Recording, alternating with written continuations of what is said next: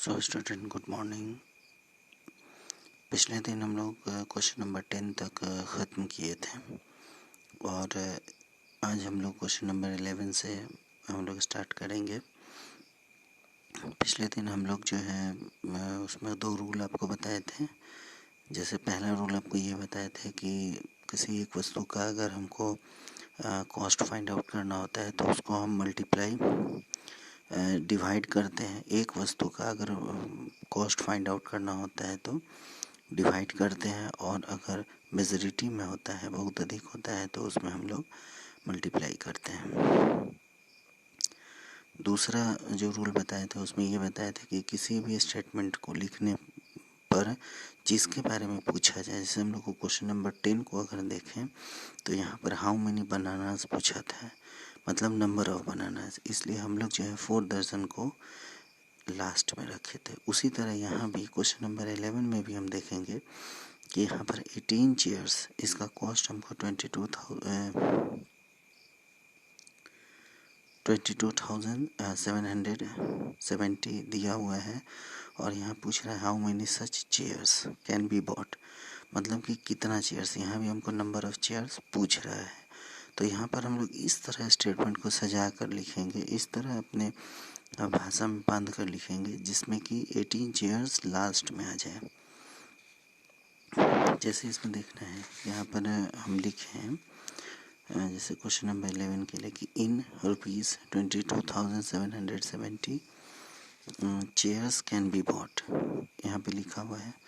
फिर है कि 1 रुपी, इन 1 rupees chair can be bought, तो 18/22,770।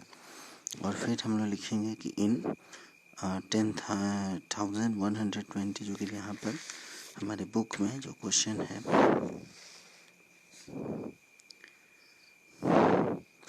यहाँ पर 10,120 रुपीज़ में हम लोग कितना चेयर को बॉट कर सकते हैं, क्वेश्चन ये पूछ रहा है। तो नंबर ऑफ़ चेयर्स हम लोग लास्ट में रखेंगे, जो कि यही पूछ रहा था। यहाँ भी देखना है, नंबर ऑफ़ चेयर्स हम लोग क्या किए, लास्ट में रखे हैं।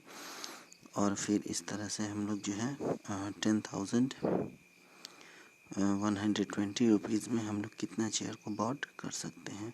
और फिर इसी तरह इसको जो है हम लोग सॉल्व करेंगे, और सॉल्व करने के बाद यही हमारा आंसर होगा।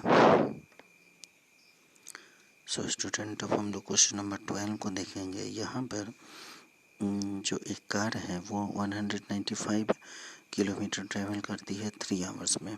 ठीक, क्वेश्चन पूछ रहा है कि how long will it take to travel 520 kilometre, मतलब 520 किलोमीटर जाने में कितना समय लगेगा। समय को हम लास्ट में लिखेंगे। अगर हम स्टेटमेंट को ध्यान से देखें तो ये ऑलरेडी लिखा हुआ है। जैसे हम लोग को क्वेश्चन नंबर 11 में कन्वर्ट करना था, मतलब अपने भाषा में चेंज करके इस 18 चेयर को लास्ट में करना था, लेकिन यहाँ पर हमको वैसा नहीं करना होगा। इसमें सिर्फ लिखा है एक कार ट्रेवल्स 195 किलोमीटर्स इन 3 आवर्स, मतलब कितना समय लगेगा, और समय ऑलरेडी यहाँ पे लास्ट में लिखा हुआ है। तो जब यहाँ पे समय यहाँ पर लास्ट में लिखा हुआ है तो हम लोग इस तरह से इसका स्टेटमेंट लिखेंगे।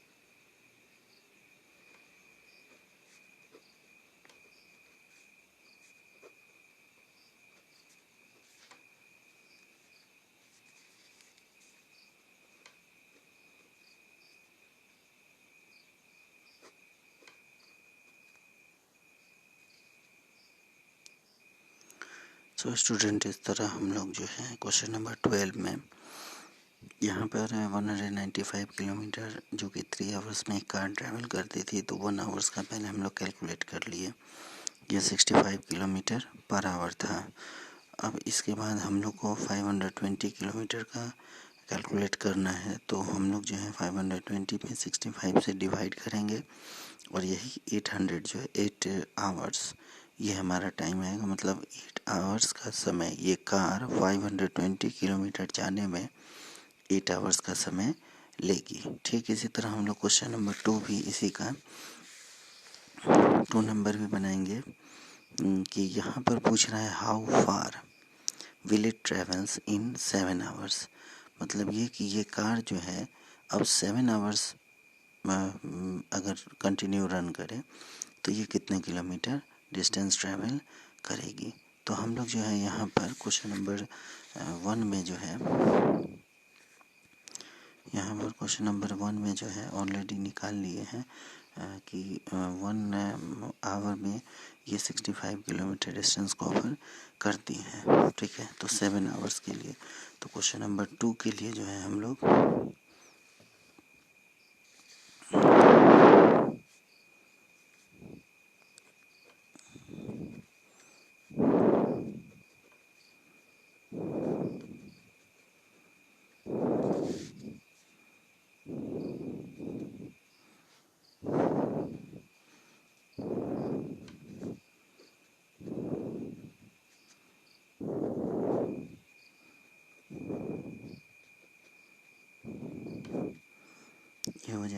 ये हो जाएगा 65 किलोमीटर। मतलब कि ये 1 आवर में जो है ये 65 डिस्टेंस कवर करती है 65 किलोमीटर। तो निकालेंगे इन 7 hours. In 7 hours it covers distance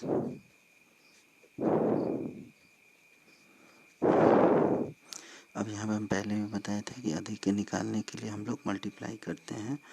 तो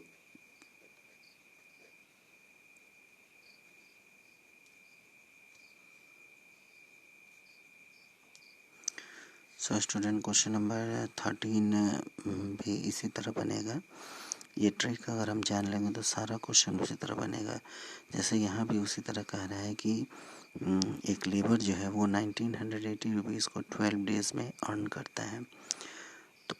तो इसमें पहला क्वेश्चन पूछ रहा है कि how much does he earns, उसका अर्निंग मनी पूछ रहा है इन 7 डेज़।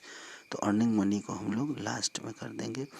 इस तरह से स्टेटमेंट लिखेंगे ताकि ये अर्निंग मनी क्या हो जाए, लास्ट में हो जाए। जैसे हम लोग लिख सकते हैं कि in 12 days a labour earns money is equal to 1980। ठीक है, ये पहला स्टेटमेंट हम बता दिए। और इसी तरह इन 1 डे और इन 12 डेज। तो इस तरह हम लोग पहला क्वेश्चन का आंसर निकाल लेंगे। उसी तरह सेकंड क्वेश्चन में जो है कह रहा है इस हाउ मेनी डेज, मतलब डेज को लास्ट में रखना है, जिसको पूछे उसको लास्ट में रखना है। तो ये फर्स्ट लाइन हम लोग ईजिली इसी तरह उतार देंगे, 11 अर्न्स रुपीज़ 980 इन 12 डेज। ठीक है, फिर से एक बार और बता देते हैं। जैसे पहला क्वेश्चन में यहाँ पर पूछ रहा है कि how much does he earns, वो कितना कमाता है, मतलब उसके अर्निंग मनी के बारे में पूछ रहा है। तो हम लोग क्या करेंगे इसमें कि उसकी अर्निंग मनी को लास्ट में रखेंगे। कैसे रखेंगे, तो हम लोग स्टेटमेंट यहाँ चेंज कर देंगे। इन 12 days a labour earns rupees 980। So student ध्यान देना है कि इस क्वेश्चन को बनाने के लिए यहाँ पर हमको हाउ मच ही अर्न्स ये पूछ रहा था। तो हम लोग 1980 को लास्ट में यहाँ पर रख दिए। स्टेटमेंट देख लेना हम लोग कैसे लिखे हैं। ये क्वेश्चन नंबर जो है ये 1 का पहला लाइन होगा स्टेटमेंट लिखने में। ठीक है, अब इस क्वेश्चन का जो दूसरा नंबर बनाएंगे, मतलब कि 13 का, ये 13 का जब दूसरा बनाने जाएंगे तो वहाँ पर देखना है कि ये चेंज हो जाएगा। यहाँ पर ए लेबर अर्न्स रुपीज़ 980 इन 12 डेज। यहाँ पर लास्ट में क्या रखा है, 12 डेज। और यहाँ पर लास्ट में क्या रखा है, 1980। ठीक है, तो इसको ध्यान देना, यही चीज़ हम कह रहे हैं। ये अगर समझ में आ जाएगा तो बहुत इजी ये क्वेश्चन जो है, ये एक्सरसाइज बन जाएगा। तो इसी तरह जो है क्वेश्चन नंबर 13 अगर हम देखें तो यहाँ पर जो है जैसे हमको यहाँ पूछा, अभी हम स्टेटमेंट में भी बताए हैं, तो वैसे लिखेंगे। क्वेश्चन नंबर 14 भी अगर हम देखें तो 14 में भी देखना है। यहाँ पर पूछ रहा है कि 65 बुक्स का वेट 13 kg है।